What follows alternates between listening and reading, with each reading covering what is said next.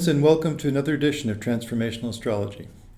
I'm Henry Seltzer, and we want to talk about this new moon that's coming up as we end this cycle that we've been in of both the solar eclipse lunation cycle and also the fact that Mercury was retrograde during that entire month of June, in fact, just escaping its retrograde shadow now. So maybe we'll see some changes.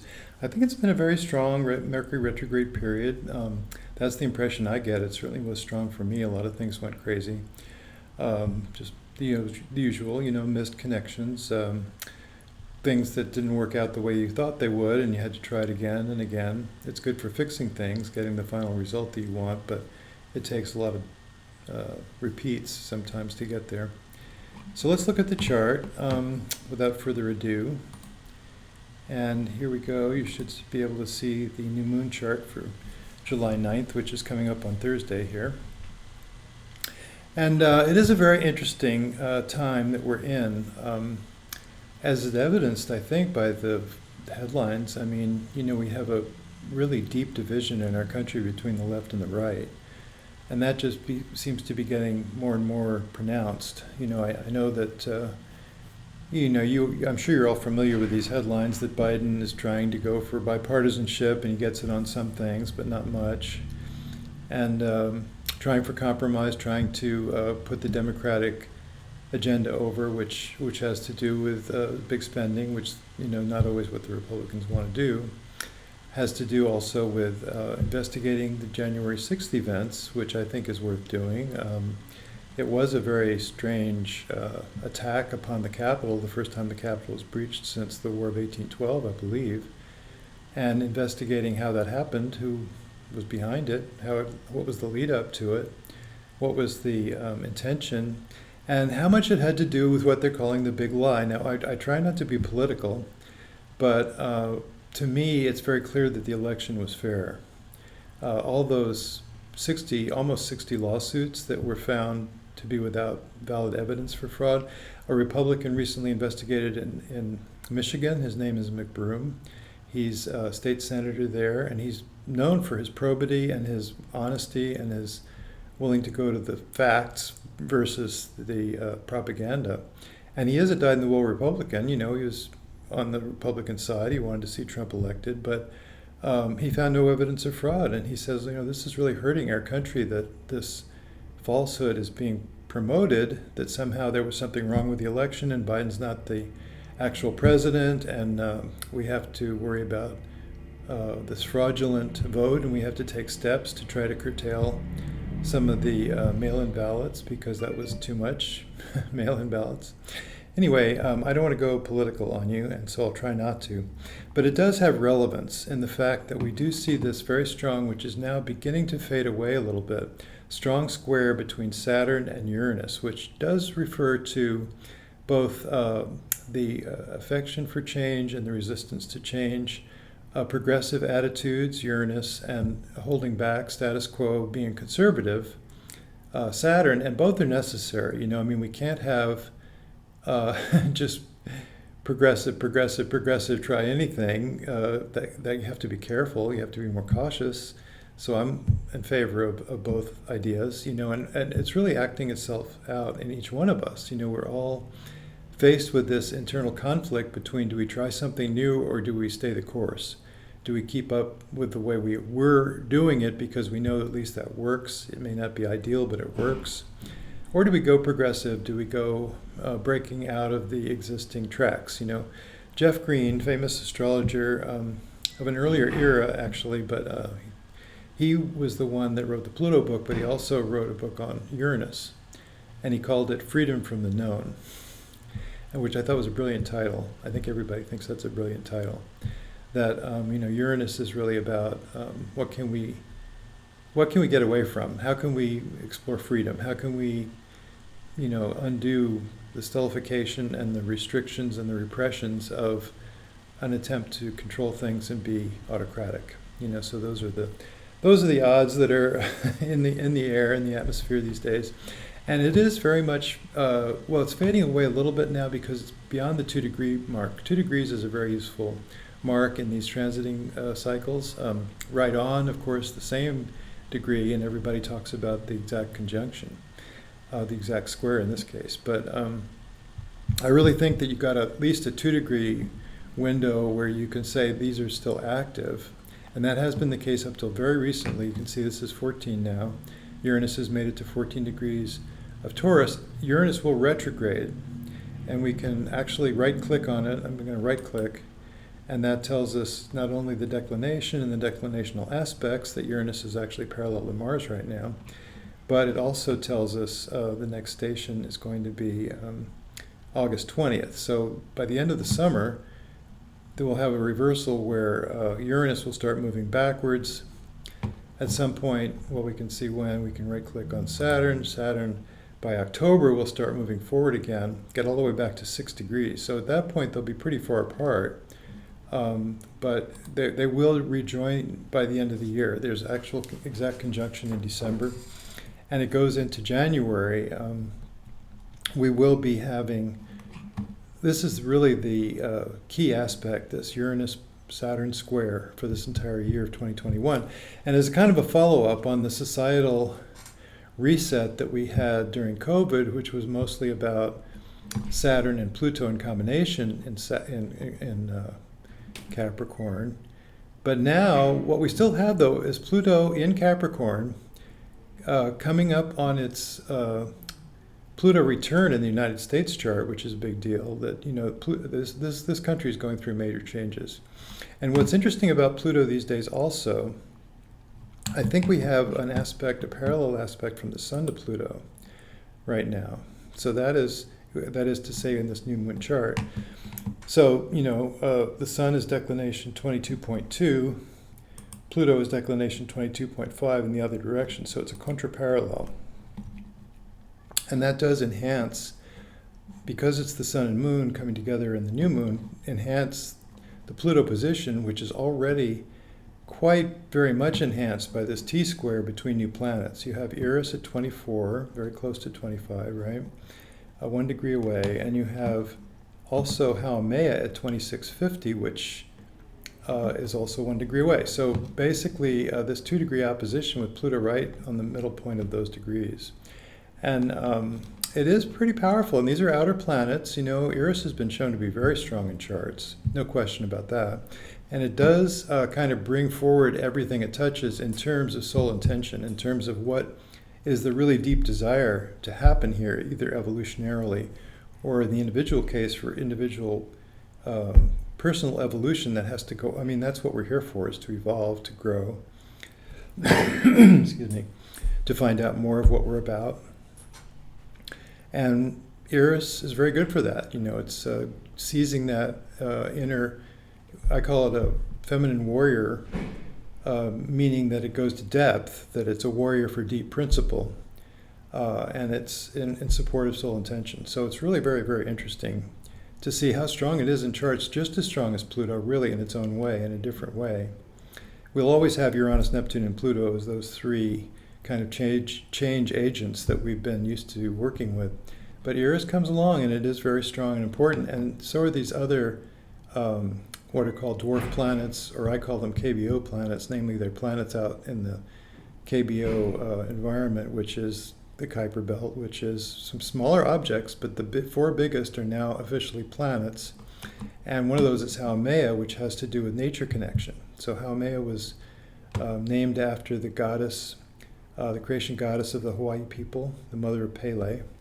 And it really remarkably represents the process of nature. She could wave a wand and make food appear, and she gave birth from all different parts of her body and regenerated as a young woman. So, I mean, it's almost like an emblem for Earth nature energy, you know, the protean quality of nature. And it does have to do, you know, research has shown, it does have to do, Haumea, with people that are profoundly connected to nature one way or another, including environmental activist people too. And Maki is quite similar. In fact, is even more the activist of the two. So, and Maki was named after the creation god of the Rapa Nui people of Easter Island. So these are very, very fascinating, and I've been doing a lot of research on them. Another book is coming out. But to to go back to the chart, they are in a perfect T-square with Pluto right now. And when I saw this coming, I said to myself that maybe the summer was going to be difficult. Last year, around the same time, or in the springtime of 2020, I did observe this same T-square coming at the time with Saturn and Pluto in place here. And I said, oh, COVID's definitely going to be getting worse over the summer, and it really did. So this time I've been wondering if the COVID situation was really resolved. And the headlines seem to indicate that it's not. I kind of wonder if it wasn't a little bit too soon to open up the economy, even here in California, where a lot of people are vaccinated. As long as there's enough of a vaccinated population, it's really unlikely to get sick, but because they won't catch it and they won't spread it. But in the rural areas of California, there's still a low percentage of vaccination, and there is all this vaccine hesitancy. Elsewhere in the world as well. And we see where the populations are poorly vaccinated that COVID has been kind of flaring up. And that includes parts of this country too. So I'm not sure what the future holds, because as we go unmasked and as we open up and as we have crowds in performance venues and other places, and as the summertime gatherings come and the beach, those that are not vaccinated could be possibly carriers of COVID, and those that are not vaccinated that don't have the illness could get it. So there could be kind of at least a minor flare-up, and maybe more major in other parts of the world, other parts of the country. This new variant called the Delta variant came from India. Now it's 20%, I think, in California. So 20% of the found cases when they check the genetic ID, DNA sequencing, they find that it's the Delta 20% of the time, which is growing. So it's because it's more catching, more virulent in that way, more transmissible. It's kind of taking over, and I hate to say it, but I don't know. I don't think we're past COVID, and I think maybe this summer is going to see a lot of conflicts of one kind or another, including those represented by this kind of Saturn-Uranus being somewhat in remission over the summertime and coming back in the late fall and winter. But, there's just a lot of division in this country, a lot of fighting going on. There's more hate crimes by 90% increase year to year over 2019 is what I heard. Anyway, it's a tough time, and it's a time of really discernment and taking sides, taking sides in the sense of standing up for what you believe. I mean, that's the message of Eris, prominent Eris right now. And it really is time to take a stand, figure out where you want to vote. Climate change is coming down upon us. We have to move on climate change. To me, there's really no excuse to keep pumping the gas. I think we should slow down on that, maybe have a gas tax, maybe have fewer people driving. It's a hardship, but so is rising sea levels and greater climate disasters and drought and fires every summer in the West, in California and Oregon and Washington. So Washington State. So I really feel like it is kind of a very intense time right now. And here we have a new moon, and it's kind of signaling some of these things. The new moon itself at 18 degrees is somewhat opposite by 7 degrees, 7.5 degrees opposite to Pluto. And as I say, the sun is also parallel to Pluto. And so we do have a lot of transformation coming down just right in this time. And also, meanwhile, Mercury has finally gotten past the 24-degree mark, which was the retrograde shadow. So it retrograded to 16, came back to 24 by July 7th. And then now it's, by the time of the new moon on July 9th, it's a little bit even further.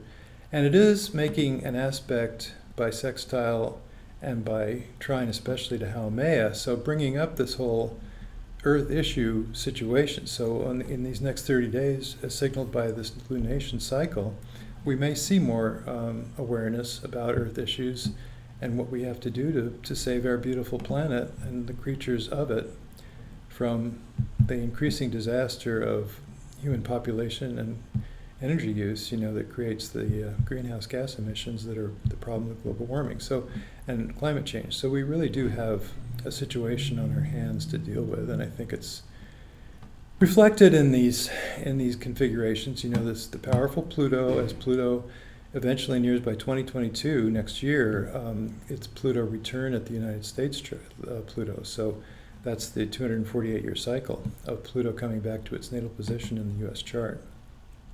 So, a lot to think about. And the other thing that's quite interesting now, too, is we also have this pretty strong, and it was even stronger over the July 4th weekend, when Mars was back here at around 13 degrees, Mars at 13, Uranus at 13, Chiron at 12:55 and stationing. It's just about to station retrograde on the 15th. So, and then, at that time, Venus was even further back, but now Venus is closing in on, these two will become perfectly conjunct by the 13th. And right now they're within that 2-degree mark of affecting each other pretty strongly. And so what do we think about Venus with Mars? I mean, one thing you could just say sex and relationships. I mean, you could put those two symbolisms together.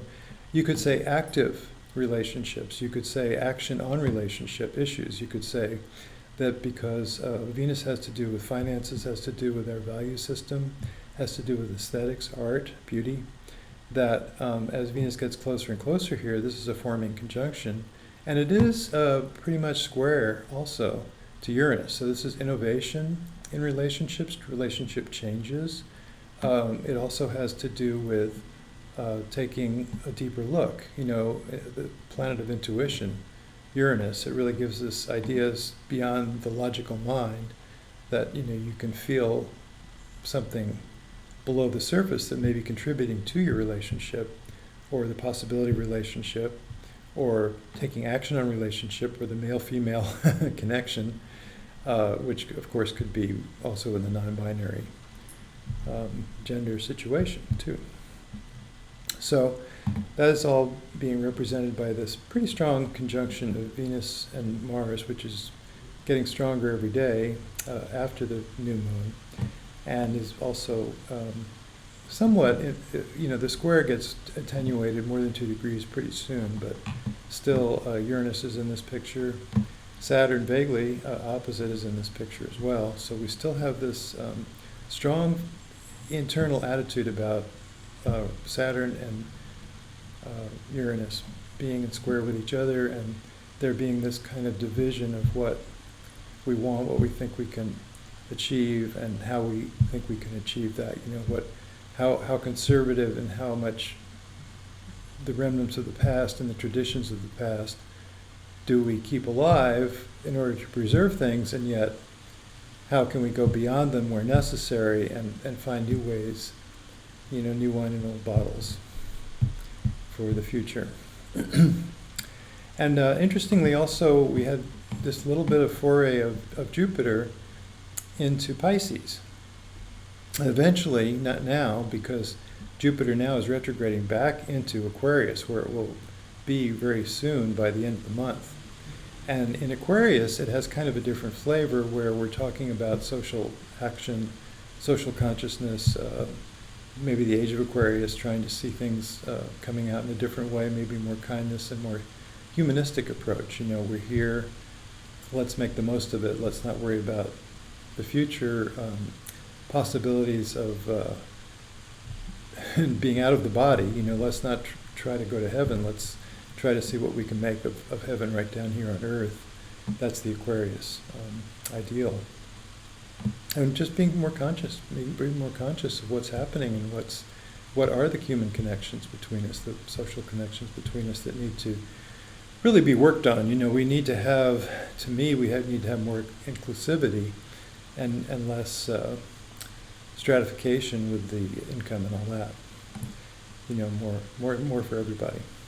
So Jupiter will be amping those up, starting with August, and then we'll sojourn in the remainder of Jupiter's time in Aquarius until it crosses back into Pisces. I think next year sometime is when it comes back. We can also we can go forward a month at a time with animation of the chart. And I guess I'll do that just to see when it does come back into Pisces. So here you see it moving back through Aquarius, and then we're going to stop it when it gets back into Pisces. And that is, yes, the beginning of next year is when it gets back into Pisces, roughly, maybe before the end of the year, just before.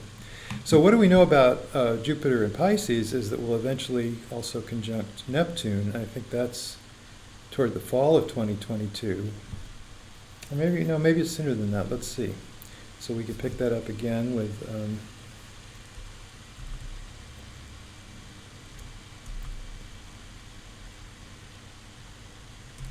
yeah, it is pretty soon, huh? It's April. So April of 2022, and you can see also, by the way, that Pluto is past the 27-degree mark, which is the Pluto in the U.S. chart. So we have the Pluto return of the United States coming up in the spring. I think it's in February of 2022, the first hit, and then it might retrograde. It'll retrograde on the 29th of April, so we can go one more month here, and then we can see when it's going to station and where, and it does go back to 26, so it's going to hit again, so it's going to be bouncing around right directly on the U.S. Pluto for the next little while here. The whole year of 2022 is about that, so just in case you were curious about that. And let's see if we can go back to where we were.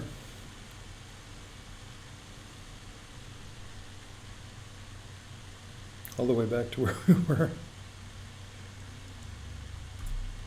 So here we have the new moon chart. So that's really about it. I can't think of too much else to talk about right now, and this is a recording rather than a Facebook Live because we can't really do Facebook the same way we used to. So there won't be any questions until you see this. I won't be present anymore. It'll be a recording of what happened. But I mean, the only question I can think of anticipating would be, what about these new planets? And I really do think they're powerful. Maki represents a more activist stance toward Earth issues and involvement with nature. And I find Haumea represents just kind of either a tree hugger, you could call it, kind of someone who really values nature, loves to be in nature. We all do that to some extent, sees nature as spiritual path, and also sees right relationship and right action as being fundamental, which I believe is sort of principles of natural law. I find that Haumea is active not only with people that are famous for being nature involved, but for people that are famous for being just having a strong moral compass, being good people. And so I think that's very interesting too. So I'm exploring these new ones, and I've been lecturing about them, and also a book is coming out which will be the ephemeris of the trans-Neptunian KBO planets, and it will have all the positions from 1900 to 2050. And for these three, including Eris, and then also for Pluto, which is also a KBO planet now, according to the astronomers. So we'll have those four in a ephemeris book with an introduction that tries to lay out the meanings for not only Eris, but also for Haumea and Maki. And of course, my Eris book is called The 10th Planet, and that's been pretty well received. Just the idea that Eris is in truth a feminine warrior, very strong. When you see strong Eris, I could see it in all the feminist charts I looked at, paradigm shifters as well, people that had to kind of follow their own truth, go against the grain, and just do it in spite of what popular opinion was, and be strong in their conviction that their inner guidance was telling them, this is what needs to happen. And many times they were anticipating what the culture later did. So kind of interesting new planets that we have on the horizon now to get us even more interested. The interest in astrology is just climbing. It's been dramatic over the last year. How many people maybe with the COVID reset, having a chance to stop and think, are looking into it and finding that even though it doesn't make sense by modern science, by today's science, I should say, it does make sense in the fact that it just works. So then you have to try to figure out, well, what is the science behind it? And it's unknown, it's a mystery, it's extra dimensional. It has to do with that there's a symbolic meaning to our lives. It has to do with the universe is on our side, we're being guided in some ways. I mean, it's some kind of a New Age concept, replacing, I think, some of the more stultified institutional religious notions, which were also expressing some of the same ideas, that there's a purpose to things, you know. God has a purpose and shapes our ends, rough hew them as we will, I think was an old saying from the Christian faith, or one of those. You know, they all kind of go towards the same place. And I think our new principles that are coming along, our new ways of seeing astrology, is also very spiritually oriented. You know, we can really see that there's a purpose to things, and that we are, as a whole, trying to evolve. Humanity is trying to evolve and get beyond its previous high watermark of consciousness and understanding of what's really going on. So I'll shift back to where we were there. And I'll wish you the best of luck with that. I think my friend Alan Oken, I love what he says, that's why we're here. He says personal evolution, get a better handle on what we're up to, what our sole purpose is, where we can do the most good, where we can be our deepest, kindest, most progressive self, and our most authentic self. And finding out what that's about and moving in those directions, acting upon it, which is difficult, which takes time, which takes thoughtfulness. But I love what he says. He says, it's the only game in town. Right? What else you got to do? And of course it involves all of us. It involves being kind to each other and treating each other with love. So that's the message for this early July day. As I say, best of luck with all that. See you soon.